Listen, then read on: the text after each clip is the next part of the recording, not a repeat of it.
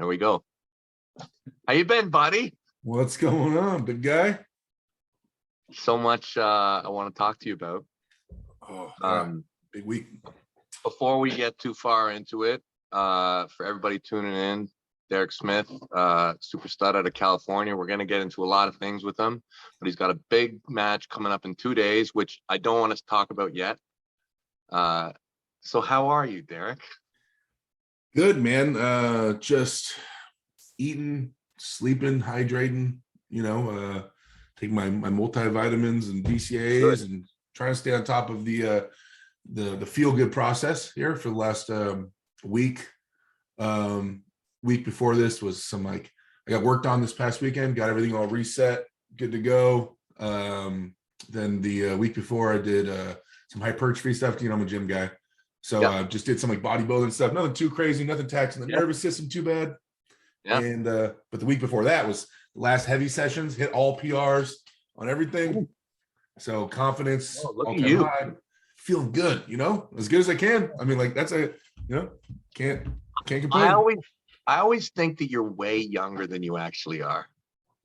Thanks. How old are you? Oh, 36. Man, you look like you're 26. Seriously. Have I had a rough life, or what are you doing right? I never go out in the sunlight ever. I'm basically allergic to. I'm basically a vampire. But for real though, all my jobs have been late, and I've always do a graveyard shift on everything. And then I did the gaming thing for years where I stayed indoors. It's just honestly lack of sunlight for the most part. Hold on, you were a professional gamer, right? Yeah. That's pretty awesome. Not Mortal Kombat, Devon. Not Mortal Kombat. All right, yeah, relax. I know, because I would destroy you at Mortal Kombat, right? We've agreed on that, right? Shoot. Okay. So, I know some combos. I mean, I'll throw Liu Kang at you. I can do all that stuff, but I don't know all the counters and I know I have friends that are professional fighter game players, and it's ridiculous. So I know what I'm not. Keep them away from me. So I will ruin their dreams. I'll ruin their self-image of themselves. I'm good at shooting games, which military guy. I should be, right? You'd think so. Halo, I spent a lot of time playing Halo, the early ones, not now. It's so crazy. I think Halo 3 is probably where I maxed out. Yeah, I was a professional Halo 2 player, and then Halo 3. Oh, well, next time I come to California, let's do it. So let me make sure I got it right. Halo. Yeah, you lost your audio, Devon. Devon, you lost your audio. I can't hear you. There we go. Better now? Yeah, I cut out for a second. Oh, can you hear me? Yeah, I can hear you now. Damn it, I can't hear you. Oh. Try again? Yeah, can you hear me? Hello? Yeah, I don't know what happened there. I didn't touch anything, but I went mute. Okay, so let me make sure I got it right. Halo 3 had a whole bunch of different things. They had the axe, they had the shotgun, they had the orb where you could become invisible. They had that in all the Halos. All the Halos, okay, but they had the level. There was a level where they had this central round area where it was everybody would run to and duke it out. And do you know the level I'm talking? It was a small level. You're talking about it had different names. It's called Wizard or Warlock. Was the name you're thinking of? It's the one they played all the 1v1s on. There's 4 ramps. It was all looked the exact same. It was all around the map. It was a tiny one. It was really popular. That's where all the 1v1 tournaments were played on. Maybe that's why I didn't remember it being called Wizard or Warlock though. Yeah, originally on Halo 1 it was Wizard. Halo 2 they changed the name to Warlock. And then I played one Halo, or no, I played a full season of Halo 3 tournaments, and then I quit right after Halo 3.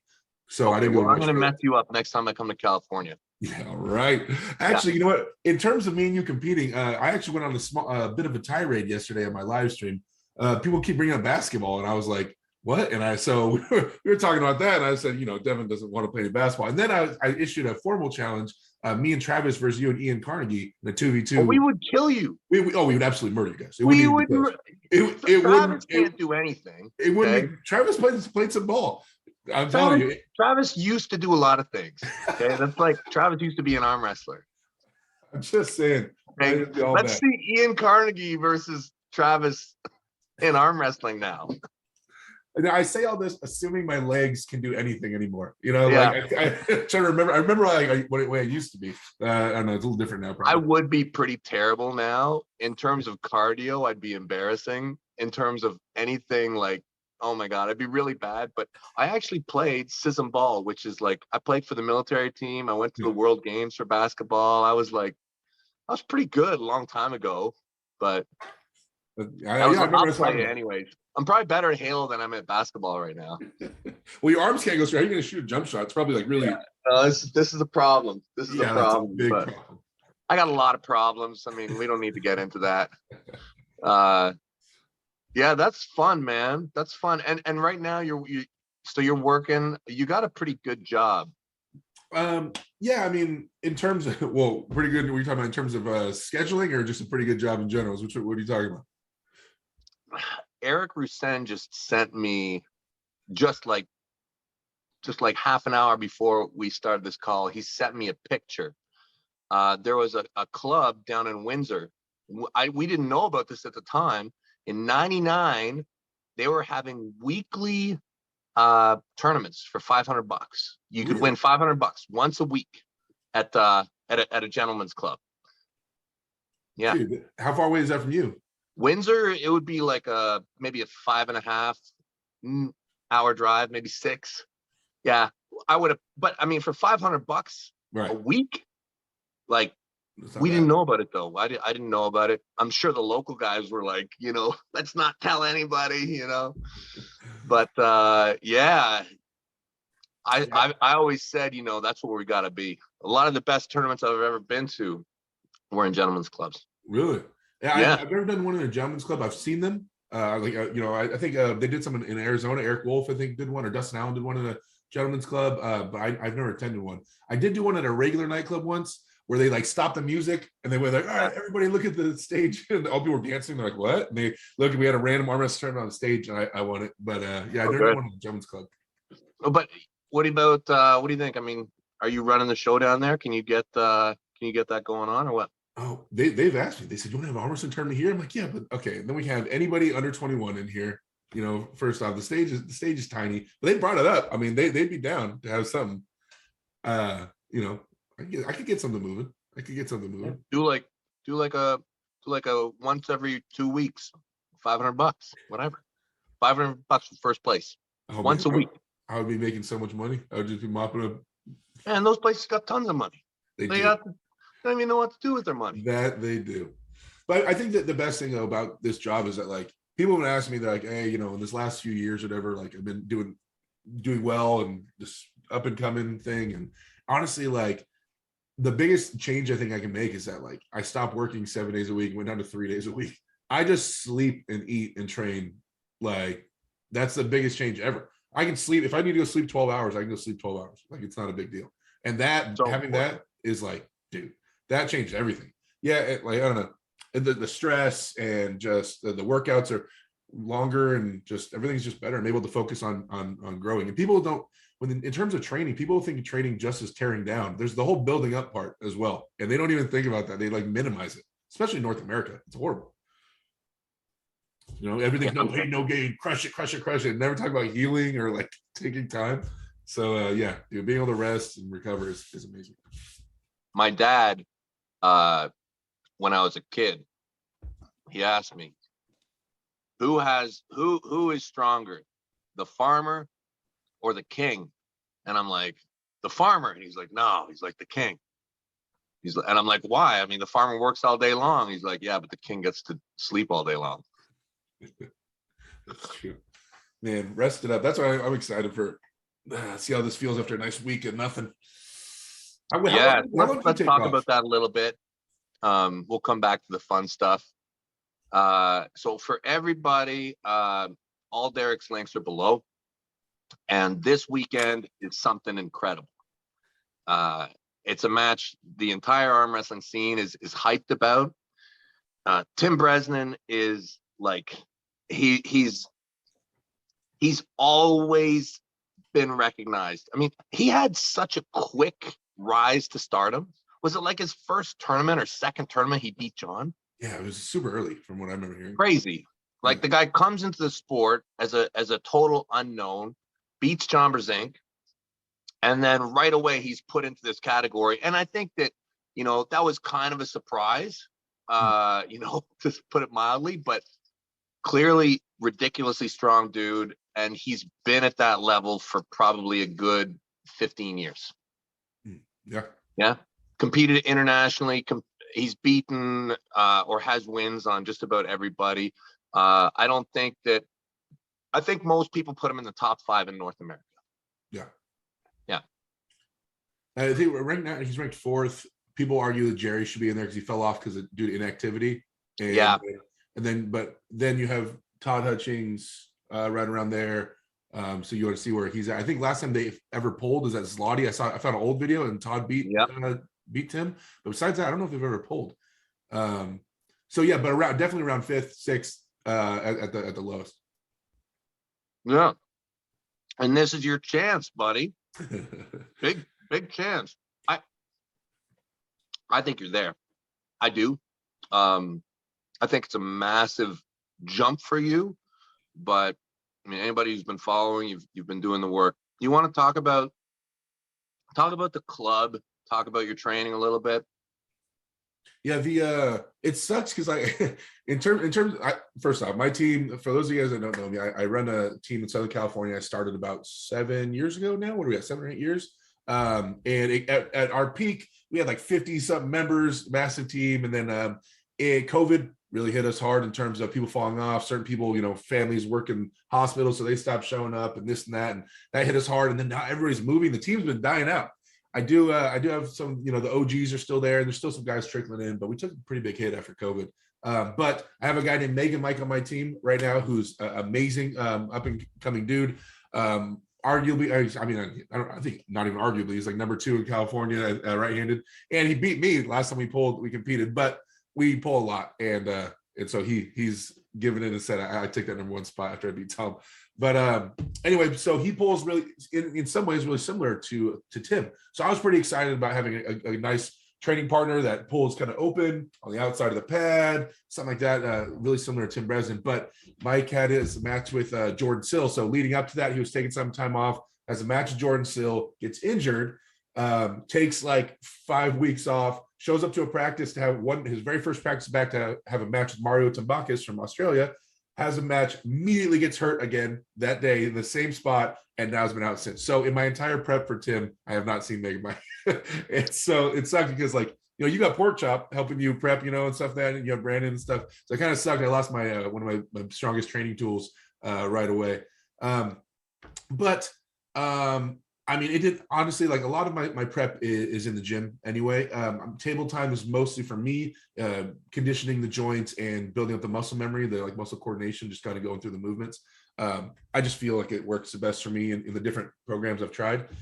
So I, paid attention to all the matches, the match I had with Tim, the matches you had with Tim, every match Tim's ever had, kind of saw how he was winning, how he was losing, what was failing in those different scenarios and stuff on him, and trying to really just pay attention to where I think I could apply my long arm, big hand, and the strengths I have, and then just double down on training those things. And as always, dude, I mean, hand and wrist, right? It always comes back to that. And so doubled down a lot on that and made some solid gains. But luckily the team's always there whenever I need. We're just in a rebuilding phase right now, for sure. But the Tim match, I mean, that for those people who follow me, I had a match with Tim about 3 years ago. He came out and he beat my ass. It was a learning thing for me. He was coming out for a sponsorship thing anyway, and they said, "Hey, Tim's gonna be out here. You want to have a match with them?" I said, "Hell yeah, of course." Similar to you said, you're coming out there, let's have a match, Derek. I said, yeah. I had a John Brzenk match. He said, hey, someone, Travis offered me that match. Want to come pull John? Yeah, of course. Like, why would I say no? But obviously, I wasn't at the level where I was prepared to call out Tim by any means. Not yet. I wouldn't have made that jump, but it was offered. So I took that, but I did learn some valuable lessons. Tim is, and I'm finding that most of the guys at the top elite level have some weird shit going on. You know what I mean? No one's just this normal, full functioning dude, right? It's like there's some stuff going on. So I learned the hard way, like what not to do with Tim, what's insane. And it's funny, it's like one of my favorite stories I tell about, because I've always hit you up for advice since I've been arm wrestling. And there was Matt Mask and you, because I always try to seek out people built like me or similar levers, so I could they'd have a better idea of where they would go and where I could go.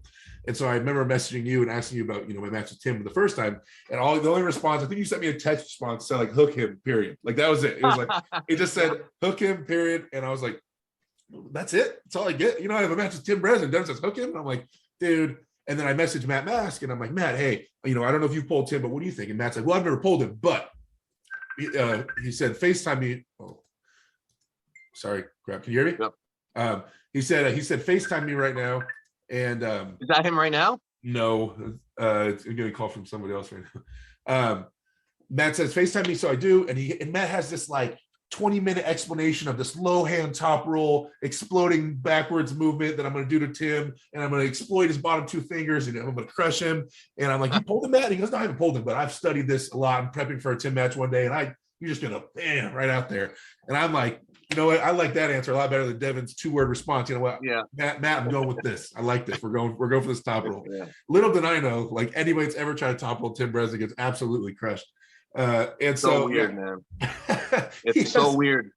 Everything will tell you to top roll him. Yeah, everything. Just tiny hand. I know. He kind of dumps the angle a little bit. I know, man. I know, but it doesn't work that way. At least it has never for me. It has never. And I've pulled Tim when my top roll has been in. Now, I don't count I arm wrestled him in like 2005 or something, like right away, like after he beat John, because it was like, who is this dude? Mm-hmm. But I don't count that win because he was really junior. Right. All the times after that we've pulled, there have been times when I've been really healthy and I've pulled Tim. Mm-hmm. And my top roll has been perfectly functioning. I've had all my moves. And I like to lead top roll. And it's never worked with them. It's never worked. I've always had to hook them. I've always had to have any kind of success. It's strange, Yeah. It wasn't the most exciting prospect. But yeah, I got crushed. I got crushed trying to top roll him. But yeah, I kind of learned like what not to do with Tim, what's scary, what's sticky, feels differently than it looks. So I learned some cool lessons that day.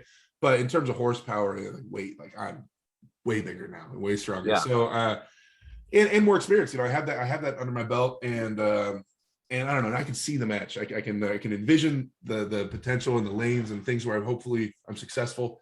So going into that, I'm definitely more confident than I was then. This match is on my terms. I sought this out. I put up the money to get Tim out, to get him to take the match and stuff like that. So this is my first match I've ever had where it was 100% my idea and I sought it out. Yeah, it was a big jump. Me being ranked 19th right-handed, going for the number 4 guy. It's a huge jump. But yeah. I was feeling froggy one day, and I don't know. I felt like, and I had some unfinished business with Tim. So I got to finish Tim, and then I got to pull John again, and then one day I just got to come for you once I'm ready. You know what I'm saying? I love it.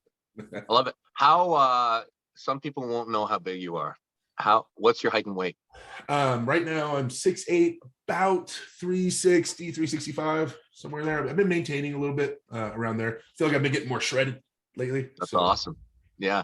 365 can look a lot of different ways. Yeah, I can. Yeah, it definitely can. It's funny because no matter how big, I tell people, no matter how big they assume I am, every time I meet them in person, they're like, "Holy shit! Like you're so bigger than I thought." It's inevitable. It's funny, and I haven't seen you in a while. Wait till you see me this time. You're gonna be like, "Oh no, don't talk to me like that." I just stay away from you when you start talking to me like that. Oh, you're getting big now too, man. You come on the up and up. Yeah, it's weird. Like even though I'm not my heaviest, like I feel a lot leaner. And yeah, I'm trying to settle down still. But I have to get to some serious work here any day. Like any day I'm gonna start the big climb. Are you gonna do a tour, another United States tour or something like that? Come get I wish I could. I really enjoy those, but the problem is while I enjoy them so much, I know that I don't get my strongest doing them. I really get my strongest when I just stay at home mostly. Gotcha. When I stay at home, everything is administratively checked out. My food is taken care of. Like everything's easy. It's routine. I'm not like when I'm on the road and I'm traveling, I get too excited. I don't sleep as much. The training in the clubs is good, but it's not optimized for me to grow and get stronger and to really level. I level up when I'm in my cave. Yeah. That makes It's sense. it's not it's I just think that the things I got to do a little bit of both. But I like to tour and have fun on the road after a big event. Mm. Far away from an event. But I feel like for this one, for Levon, it's already in my sights, right? Like I need to take basically all the time and just get as strong as I possibly can be. So that's a lot of time at home. Right. When's the match? When's the date? 25th of June. Yeah. Oh man, it's still gonna be Oh, 5 months. 5 months. Will it still be snowy out there? Can I come out Yeah. there yet? Before then? You want to come up? I definitely want to come up. Well, let's find out, what I got for old Tim. Then maybe I can come up there and give you a workout. Something. Yeah. Well, that we can do. Yeah. That we can do. I mean, it's a bucket list thing. I've been meaning to go up there for 10 years now, and I still haven't. So What my schedule looks like right now is, so Mondays and Thursdays we practice in Ottawa. Normally, like Wednesday, I might jump on the road. There's another local club here, ArmPrior, or maybe somewhere. And then normally, like Saturdays, I'll hit one of the bigger ones, like either Montreal, Kingston, Picton. So that way I'm hitting like 4 practices at least. jeez. And then all the off days, I'm training rehab. So if you want to jump into my freaking Dude, it's world, crazy because you pull so much. And I went out and I hung out with Mike at his house for a few days, and that was just murdering me. And I can't imagine. Like I talked to some of you guys on your team actually on Discord. We hang out, Big B and Hero. Yeah, in Europe. And so we've been talking, but it's just like I was joking around with him. I was like, man, I feel like I need to come out to your house for like a day or 2 days. Like, because if anything more than that, one, it's just gonna be damaging. Like you're just gonna be. I can hear you knocking on the door, like, there, wake up. Hey, you want to go rip for a little bit and just just destroying my arm. I don't know if I can hang for like a few days with you. I don't think I can. I wouldn't do that to you. Well, I've had people here before, and I've done that, and it's not good for it. I would want you to have the best time possible. I'd probably, if you came up, you just plug in, like, and believe me, like my workouts that I do, like while I do a lot of them, the goal to doing them is just to get stronger. Like I don't do like the whole like hard workout thing anymore. My workouts aren't hard. Just maintenance, rehab. Tons of volume, especially this far away from an event. Just lots of volume. There's lots of blood flow. And then like the day of a practice, I might do like 1 in the morning, but basically it's a rest day, and then hit it hard practice. Yeah.